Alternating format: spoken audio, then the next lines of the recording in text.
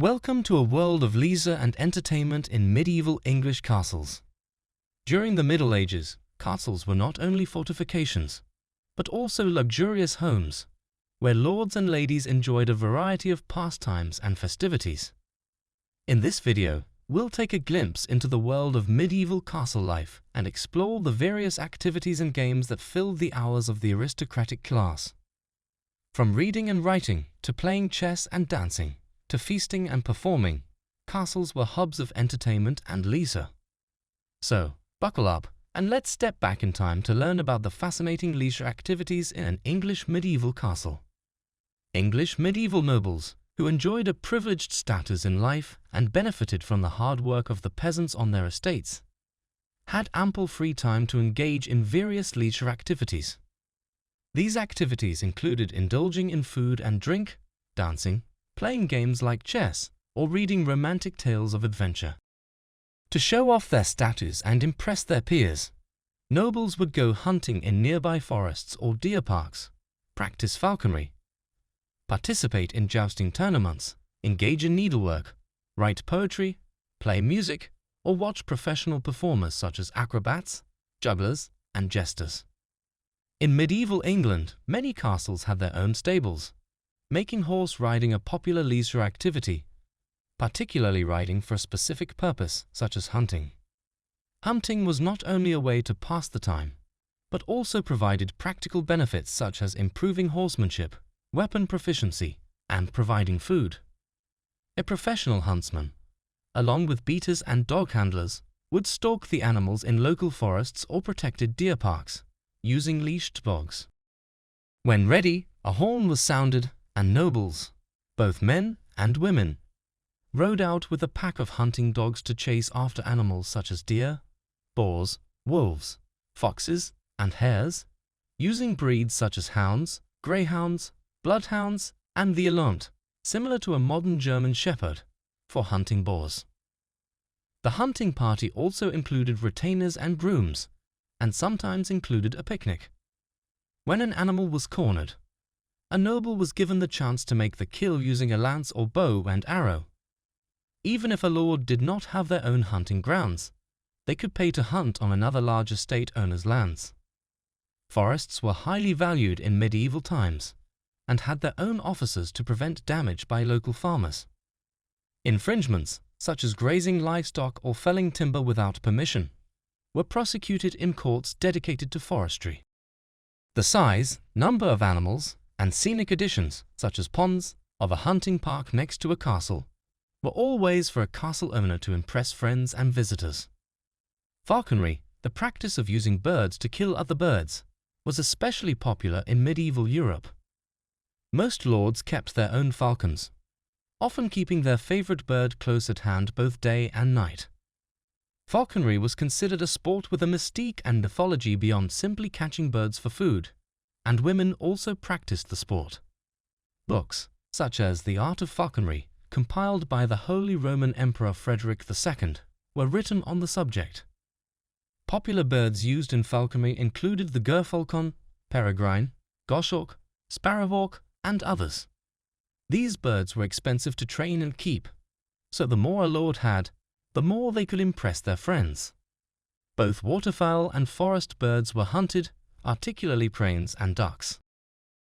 Tournaments provided knights with an opportunity to improve their horse riding and weapon handling skills in a controlled setting, despite the possibility of injury or death.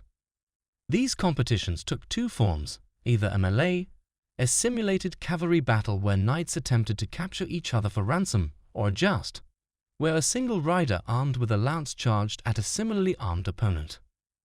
To minimize the risk of injury, weapons were adapted, such as fitting a three-pointed head to the lance to reduce the impact, and blunting of swords, known as arms of courtesy. The round table tournaments, which were particularly popular, involved knights dressing up as characters from the King Arthur legends, jousting and feasting in costume, with a high level of motivation to perform and display chivalry in front of an audience that included local noblewomen. There were also prizes to be won, such as gold crowns, jewels, and prized hawks. So many knights made a living by participating in tournament events throughout Europe.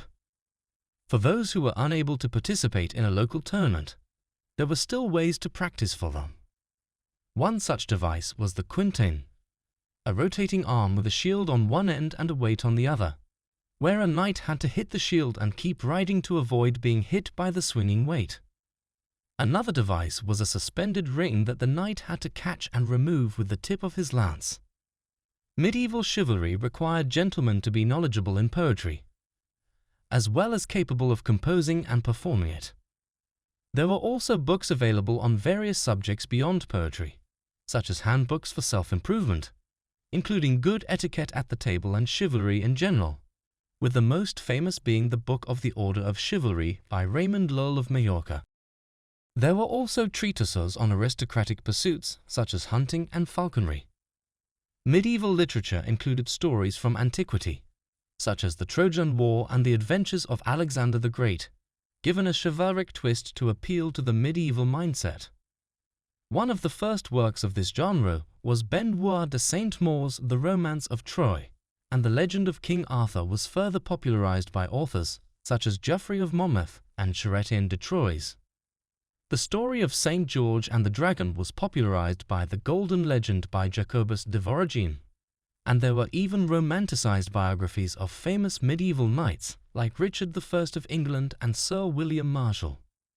While aristocratic women might pass their leisure time with needlework and spinning, many were well educated and proficient in reading, writing, and reciting poetry. Castle design incorporated these interests, featuring windows with seating in inner-facing walls for optimal lighting. Some noble ladies were patrons of poets and even participated in renowned literary circles. When outdoor games such as bowls were not an option due to inclement weather, indoor games like backgammon, dice, and chess were played by both men and women. These games often involved some form of betting to add excitement. Gambling had no stigma attached to it, and even clergymen were known to partake.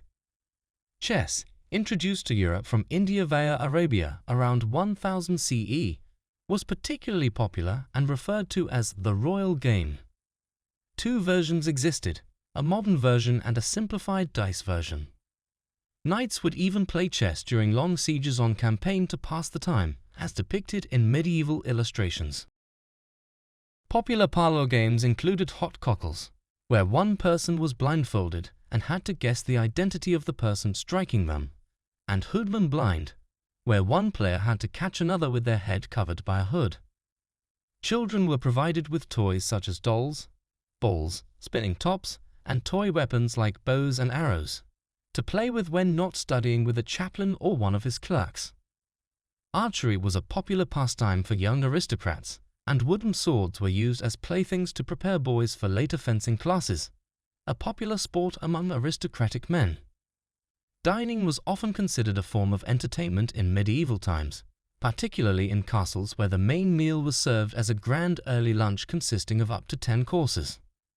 After the meal, guests could engage in activities such as dancing, with the carol being a popular style where participants held hands, danced in a circle, and sang. Professional entertainers, such as jugglers and harpists, were often brought in to perform for guests during dinner. Troubadours and minstrels, who sang and played instruments like the lute and recorder, were especially popular. They would perform chansons de gestes and chansons d'amour, epic poems in Old French that told stories of knightly exploits and romantic adventures. Other types of songs included laments, spinning songs, and political satires, and even some gentlemen would sing or perform poetry to music during castle dinner parties. A jester might tell jokes or use sound effects with a bladder slapstick, and actors might also perform dramatic scenes. Holidays and festivals were even more extravagant and offered opportunities for lavish feasting and festivities. Christmas was the highlight of the year and was celebrated with a 14-day holiday from Christmas Eve to Twelfth Day. Castles were decorated with holly, ivy, and bay, and a huge Yule log was placed in the great hall fireplace and kept burning throughout the holiday. Knights serving the local lord could receive fine robes or even jewelry as gifts. During this time, groups of pantomime artists known as mummers would wear masks and visit homes to perform and play dice, receiving food and drink from their hosts in return. Even the castle's staff and farmers had cause for celebration and received their Christmas bonus in the form of food, drink, clothing, and firewood. Local tenants could also receive a Christmas dinner in the castle, using food they had provided themselves, and they could take any leftovers with them. There was also a game called the Ancient Christmas Game, where the person who found a bean hidden in one of the bread loaves would be crowned the king of the feast. In conclusion, leisure activities in an English medieval castle were diverse and reflected the interests and personalities of those who lived in them. From reading, writing and performing poetry, to playing games, dancing and listening to music, there was never a dull moment in a castle. It is amazing to see how people entertained themselves in a time where technology was limited and the world was much more simple. I hope this video has given you a glimpse into the fascinating world of medieval castle life and the leisure activities of its inhabitants.